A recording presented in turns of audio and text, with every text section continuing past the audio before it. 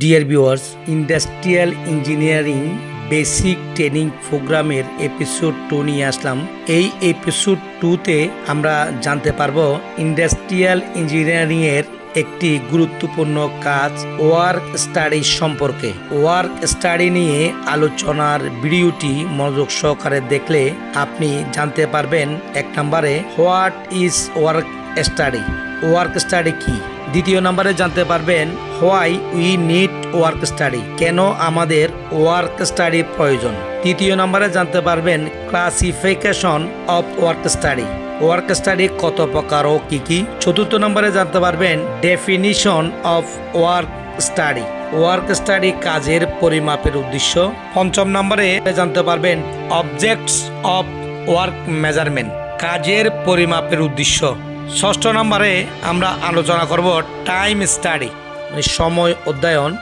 7 নম্বরে জানতে পারবেন technique of time study, time study করার কৌশলগুলো কি কি। ডিয়ার ভিউয়ার্স, আমরা প্রথমে আলোচনা করব what is work study, work study কি। ওয়ার্ক স্টাডি হচ্ছে উৎপাদনশীলতাকে প্রভাবিত করে এমন সমস্ত কারণগুলো তদন্ত করার জন্য এটি একটি পরিচালনা কৌশল। যেমন বেশিরভাগ সময় আমরা কাঙ্ক্ষিত উৎপাদন পাই না, কাঙ্ক্ষিত ফলাফল না পাওয়ার সমস্ত কারণগুলো খুঁজে বের করে সমাধান করে কাঙ্ক্ষিত ফলাফল নিয়ে আসে ওয়ার্ক স্টাডি। 2 নম্বরে আমরা জানব why we need work study, work study আমাদের কেন প্রয়োজন। ওয়ার্ক স্টাডি আমাদের এই জন্য প্রয়োজন যে উৎপাদনশীলতার উন্নতি করা। যেমন একটি সুইং লাইন রানিং প্রোডাকশন হচ্ছে 150 পিস, টেকনিক ব্যবহার করে এই সুইং লাইনের প্রোডাকশন বৃদ্ধি করা। 2 নম্বরে খরচ কমানো, যেমন একটি নতুন স্টাইল প্রথমে লেআউট করার সময় ম্যান পাওয়ার প্রয়োজন হচ্ছে 42 জন, বিভিন্ন টেকনিক এবং ডিভাইস ব্যবহার করে ম্যান পাওয়ার কমানো। এরকম অনেকগুলো খরচ রয়েছে যা ওয়ার্ক স্টাডি বিভিন্ন টেকনিকের মাধ্যমে কমিয়ে দিতে পারে। 3 নম্বরে হচ্ছে দক্ষতার উন্নতি করা। দক্ষতা বলতে আমরা এখানে বুঝতে পারছি যে ইফিসিয়েন্সি বৃদ্ধি করা। একটি সুইং লাইনের ইফিসিয়েন্সি বৃদ্ধি করা যায় ম্যান পাওয়ার কমিয়ে, প্রসেস কমিয়ে বা প্রোডাকশন বৃদ্ধি করে ইফিসিয়েন্সির উন্নতি করা যায়। ইফিসিয়েন্সি উন্নতি করা মানে দক্ষতা উন্নতি করা।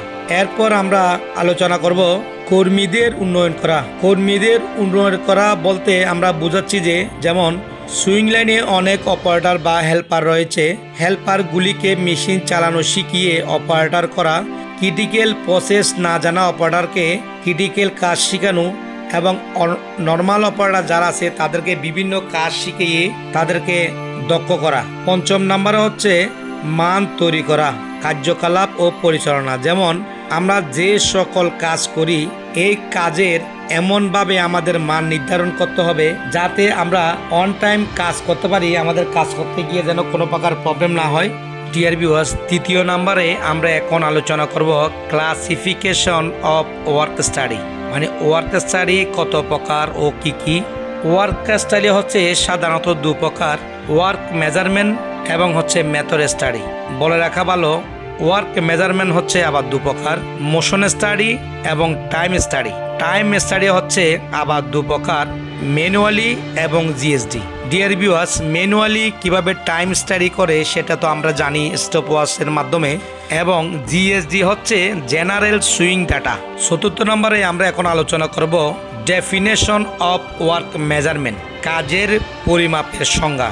কাজের পরিমাপের সংজ্ঞা হচ্ছে কাজের পরিমাপ হলো এমন কৌশলগুলির প্রয়োগ যা একজন যোগ্য অনুপ্রাণিত কর্মীকে কর্মদক্ষতার একটি আদর্শ স্তরে একটি নির্দিষ্ট কাজ সম্পাদন করার সময় নির্ধারণ করার জন্য ডিজাইন করা হয়েছে।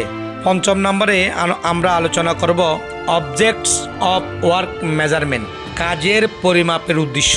1 নম্বর হচ্ছে কাজ সম্পাদনের জন্য আদর্শ সময় নির্ধারণ করতে হবে। ডিয়ার ভিউয়ার্স, আদর্শ সময় কি আমরা ইতিমধ্যে আলোচনা করেছি।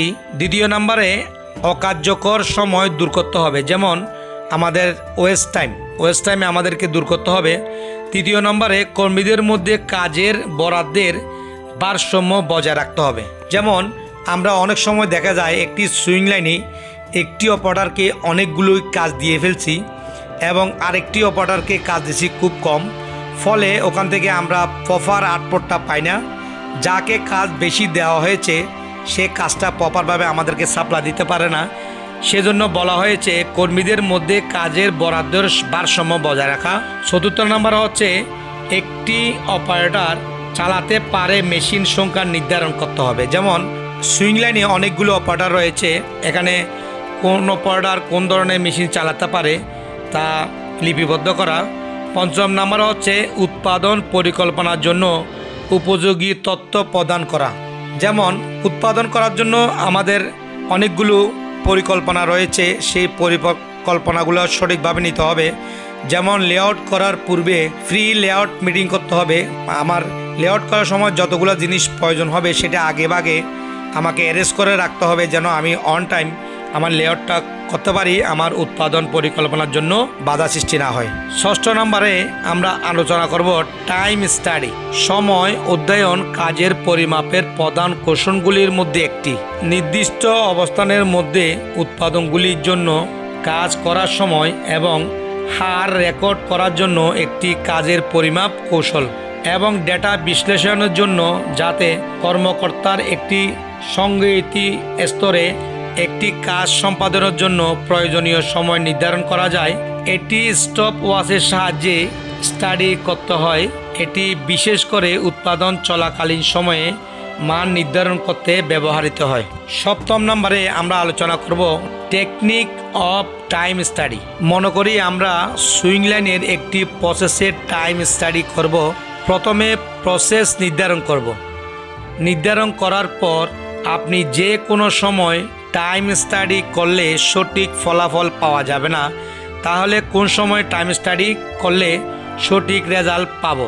সকাল অফিস টাইম শুরু হওয়ার ১ থেকে ১.৫ ঘন্টা পরে, মানে যখন কাজ পুরো দমে শুরু হবে, তখন আপনি টাইম স্টাডি করলে সঠিক ফলাফল পাওয়া যায়। টাইম স্টাডি নেওয়ার সময় অনেক সময় অপারেটর কাজ ইচ্ছাকৃত স্লো করে, কোয়ালিটি খারাপ করে এবং অযথা কথা বলে এবং ধরা নেওয়া রাখা খুব স্লো করে, ফলে আমরা সঠিক টাইম স্টাডি আমরা পাই না। সেজন্য আপনি অবশ্যই ওই অপারেটরকে বলে দিবেন যে আস্তে করা যাবে না এবং ধরতে নিতে রাখতে স্লো করা যাবে না। ডিয়ার ভিউয়ার্স, এতক্ষণ আমরা ওয়ার্ক স্টাডি সম্পর্কে অনেকগুলি স্টেপ আমরা আলোচনা করলাম। আমি জানি না কতটুক আপনাদেরকে বোঝাতে আমি সক্ষম হয়েছি।